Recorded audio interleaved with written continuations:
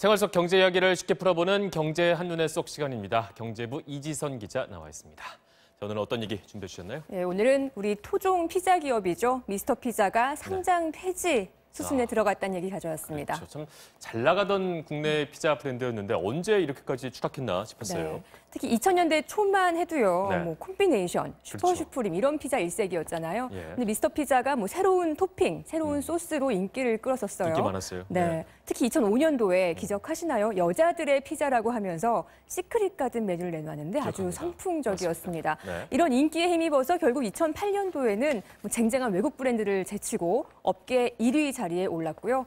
2009년도에는 코스닥 상장까지 했습니다. 네. 그 후로도 몸집을 불려나가면서 승승장구했는데요. 그렇죠. 그러다가 미스터 피자가 몰락하기 시작한 거는 3년 전 갑질 파문이 불거지면서부터입니다. 네.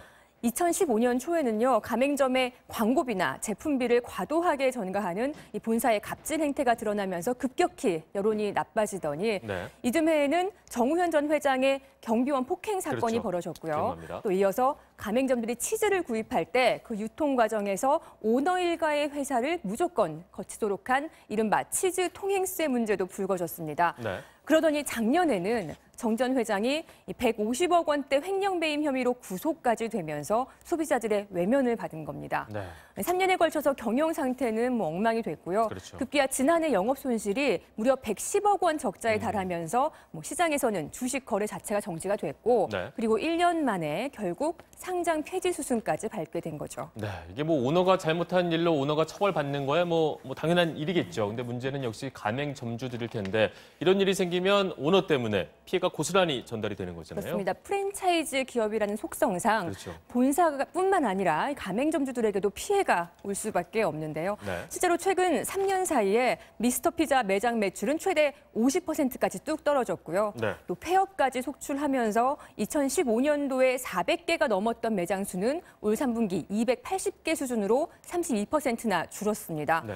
어제 제가 미스터 피자 가맹점주 한 분을 만나서 직접 얘기를 들어봤는데요. 그렇군요. 이미 최근 몇 년 동안 떨어질 대로 떨어진 매출이 이번 상장 폐지로 브랜드 이미지가 또 한 번 추락을 하면서 추가 매출 하락이 이어지지 않을까 걱정이 아주 컸습니다. 직접 들어보시죠. 저희가 몇 년 동안 오너 리스크 때문에 계속 피해를 봤잖아요. 해마다 계속 일이 터졌기 때문에 상장 폐지가 한 번 이슈화가 되면서 또 매출에 또 엄청난 타격을 지금 현재도 입고 있고 앞으로도 계속 입을 거라고 생각하거든요. 그래서 오늘 점심 장사 어떠셨어요? 한 캔불도 못 했습니다. 저는 당장 배달은 좀... 배달도 없습니다. 바로 여파가 바로 오는 것 같아요. 손 쓸 수가 없는 거니까.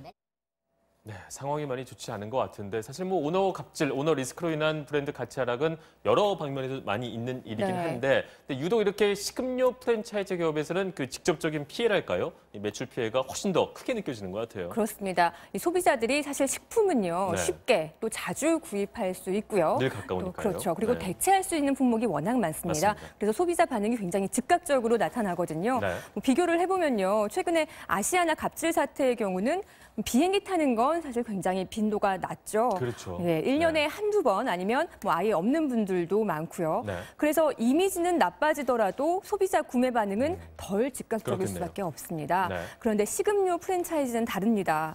뭐 미스터 피자 외에 다른 기업들 예를 들어보면요. 호식이 2마리 치킨은 최호식 전 회장의 여직원 성추행 사건으로 매출이 최대 40% 급감을 했고요. 오너의 마약 투약 혐의가 알려진 봉구수 밥버거는 매출이 30% 추락했습니다. 네. 또 물량 밀어내기 이런 갑질로 공분을 샀던 남양유업은 영업이익이 175억 원 적자로 수직 하락하기도 했습니다. 그런데 이런 오너 리스크로 가맹점이 피해를 본 부분에 대해서는 법적으로는 보장받을 수 있는 부분이 없었거든요. 네. 그래서 이른바 호식이 방지법이라고 불리는 가맹사업법 개정안이 지난 10월에 통과가 됐습니다. 네. 그래서 내년 1월 1일부터는 가맹계약서에 본사나 오너의 위법 행위로 인해서 가맹점 피해가 발생하면 본사가 배상하도록 하는 조항이 포함이 되는데요. 네. 근데 이마저도 처벌 조항은 없는 반쪽짜리 개정이라서 효과는 미지수입니다. 네. 계약서에 배상받을 수 있는 근거 조항이 생겼다는 점에서는 환영할 만하지만 정작 본사가 배상을 안 했을 때는 지금이랑 똑같이 민사소송을 통해 받을 수밖에 없는 거거든요. 힘든 일이죠. 네. 결국 사후 약방문 시기라는 거는 개정 전이나 후나 동일한 겁니다. 그러니까 오너 리스크를 사전에 억제하는 효과는 이 개정안으로는 좀 불충분하다는 게 전문가들의 의견입니다. 사실 뭐 가맹점주들은 자신의 모든 걸 걸고 사업을 시작하는 그렇죠. 거잖아요. 조금 더 실효성이 있는 제도가 도입이 돼야 될 것 같습니다. 이지선 기자였습니다. 잘 들었습니다.